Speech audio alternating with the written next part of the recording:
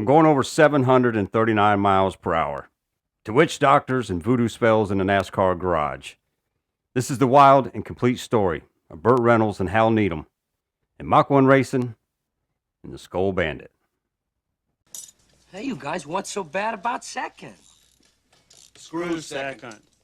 What does the movie Stroker Race, this rocket-powered car, and this NASCAR team all have in common? Well, it's a pretty wild story. So buckle up as we show how Hollywood entered NASCAR. 3, 2, 1.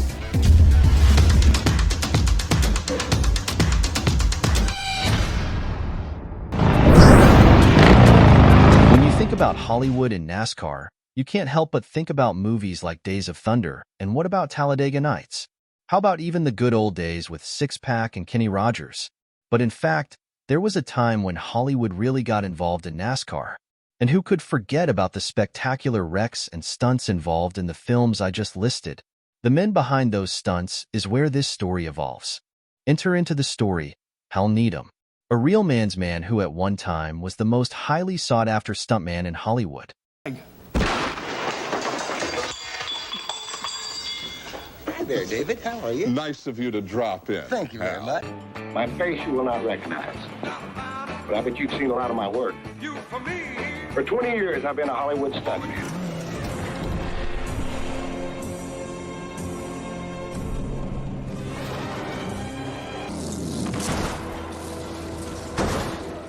He was the first human to test the airbag. You know, when nobody knew anything about the airbag, there's Hal. When I first started to go out to pitch Hal, it was not an easy task. Why do you drive like that, Hal? Why do I drive like that? Well, there's a couple reasons. Number one's money, and the second one is we're making a movie. And for all you youngsters who think, why does he look familiar? It might be because they made a modern movie around him and hired this guy to play him. Just in case you were wondering, that was Once Upon a Time in Hollywood, also starring this other guy, but I can't remember his name either. Jack. Okay, it's Jack. So, let's just call him Brad. If Brad is Hal, then who is this other guy, Jack? Enter another young Hollywood stuntman. Another wild guy who would become a Hollywood icon for films like Deliverance. But he also did some films like this educational video with Dirk Diggler. He would have laughed at that.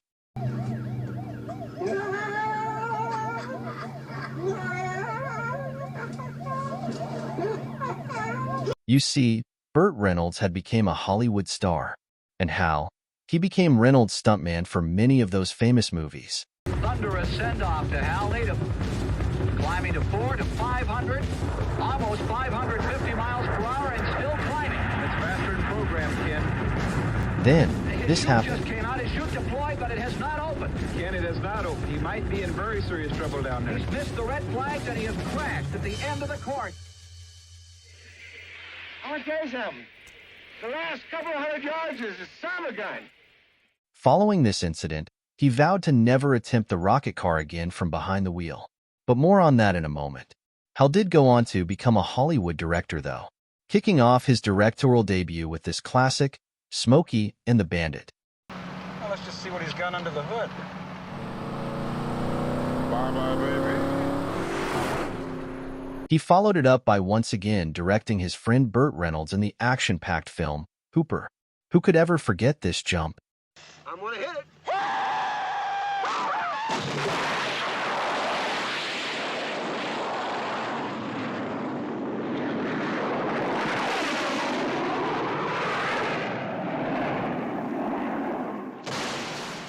Hal also directed more films with Reynolds as the star, including The Cannonball Run, the star-packed action film about a race across America. Where are you guys going? We're just out, looking for a pack of cigarettes. Oh, with North Carolina plates, you're driving all the way to Missouri for cigarettes? How about a beer? And also this beauty of a film, Stroker Race.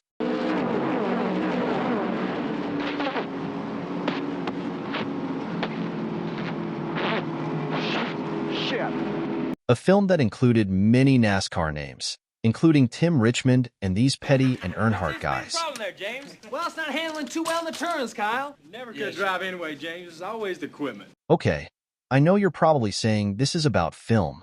Where's the racing part? So, let's get back to what led to the racing side of it. Enter into the story Stan Barrett, a Golden Gloves boxer with a black belt who happened to fall into stunt work. He became the protege of Hal and would also become Burt Reynolds' new stuntman. Even though Hal Needham had gave up on driving the rocket car, he was going to see it through. He had obtained sponsorship from Budweiser with CBS behind it. This brought to life the Budweiser rocket car. And who did Hal tap to drive it? Stuntman Stan Barrett. One of the ultimate adventures in speed, that adventure of Stan Barrett to reach Mach 1. SOS is continuing here at Rogers Dry Lake Edwards Air Force Base.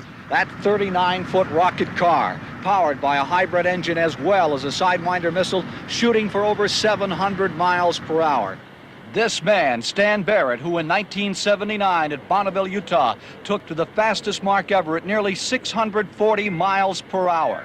But at Bonneville, the car shook and bounced over the ground so much in this run that a new place had to be found. That's why we moved to Edwards Air Force Base, the Rogers Dry Lake. Here, the rocket car making the last run prior to the effort you're to see today, assuming a speed of over 700 miles per hour. Stan Barrett in the car. We are in the final moments of countdown. The temperature standing at 20 degrees, which makes the sound barrier 731.9 miles per hour. Its way. There's the telemetry room. Joe Sargent standing by to read out the speed of the vehicle, hoping to attain 731.9 miles per hour and the barrier now. And there's the front metal wheel, which will be turning 9,000 revolutions plus per minute. No tire which could stand it. The power plant at the back, 60,000 horsepower here with that hybrid engine and the Sidewinder. Of course, Barrett will cover today from the 0 to the 1 mile marker in about 10 seconds, going 500 miles per hour. Then hits the Sidewinder 3 seconds later, and at the 2 mile mark should be going Mach 1. A half mile later, 1 and 8/10 seconds, he hits his chute and hopefully begins to slow down. 4, 3, 2, 1, ignition.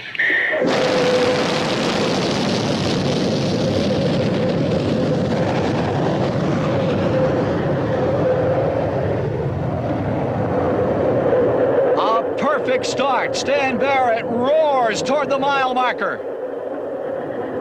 Hits the Sidewinder. Heading for the 2 mile marker. We have seen this vehicle make some 18 runs, but none so flawless as this.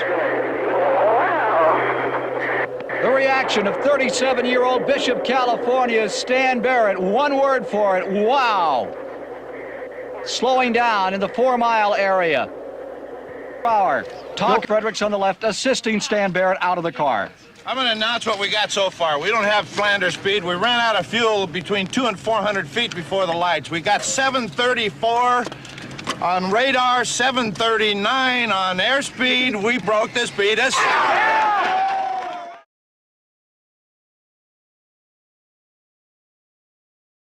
So what do you do when you have obtained Mach 1 speed? Of course, you form a race team. And that's exactly what happened in 1981. With that, Mach 1 Racing was born with owners Hal Needham and Burt Reynolds. And who was tapped to be the driver? Mr. Mach 1 himself, Stan Barrett. Hal Needham went on to say in an interview, "I came to Charlotte and fit right in.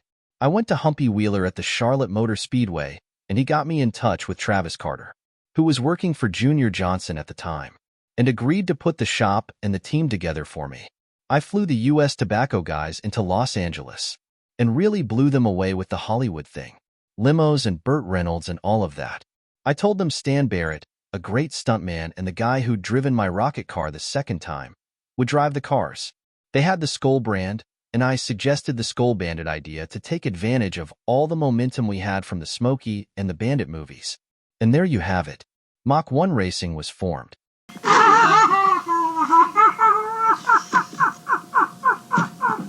Behind the wheel of the number 22 Skoal Bandit, Stan Barrett kicked off the 1981 season by finishing 13th at the Daytona 500.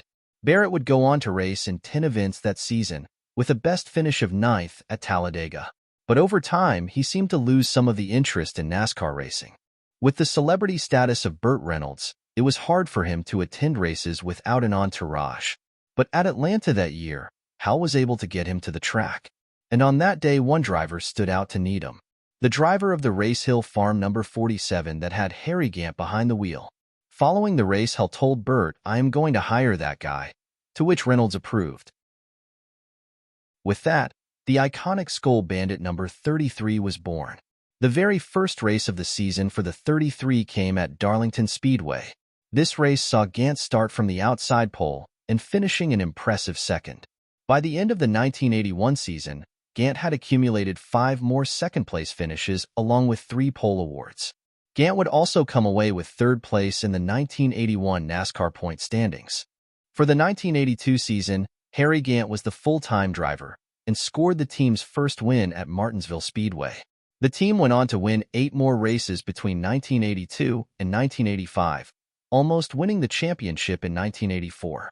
Gant finished the season with a career-high second in points. The team's main competition that year was Terry Labonte and Dale Earnhardt. Forever a showman, Hal Needham did a press conference in a NASCAR tent with incense and smoke machines. He placed miniature versions of Labonte and Earnhardt's cars on a table and stuck voodoo pins in them. Ironically, Earnhardt ended up blowing an engine in the race. But Labonte prevailed and ended up winning the championship. Also that year, Needham hired a big black actor friend who dressed up like a voodoo doctor and followed him around the garage. They walked up to Labonte and Earnhardt's cars and just stared at them with crazy eyes. Quickly over the loudspeaker it was announced, "Hal Needham, please report to the NASCAR truck." Sadly, the voodoo spell hit Mach 1 racing instead. Following their last win in 1985, the team went winless over the next 3 seasons. In 1988, Gant suffered an injury at Charlotte and missed some races. Gant finished 27th in championship points. By the season's end, Gant left the team for Jackson Brothers Racing, along with Skoal and the number 33. In 1989, Needham sold the team to Bill Edwards. The car number changed to 66, and a rookie driver, Rick Mast, was signed. Mach 1 continued, but the original band had fallen apart. The legend of Hollywood and NASCAR was, unfortunately, sadly over. Oh, man. The good old days. For many of us, we have fond memories because we were there at the time. And I hope this reignited some of those old memories of fun times that you may have had back then. Now, Hal Needham was not only an owner in a NASCAR series, he was also a big contributor. He was the very first person to introduce telemetry into a race car, gave live data back to the pit crew. NASCAR was not too keen on that. Told him not to bring it back, but he still did for practice sessions. Now, I'm going to tell you, I really enjoyed putting this together, and I hope you enjoyed it as well. If you did, please share this, hit that like button. Throw those comments down below. Tell me some of the fun memories you had from back then. And above all, hit that subscribe button and keep up with what we got going on, because I got a lot of fun things happening in 2025, and I want you to join me for it. So only one way to do that. I hope everybody out there is off to a great week. And as always, we'll see you at the checkered flag.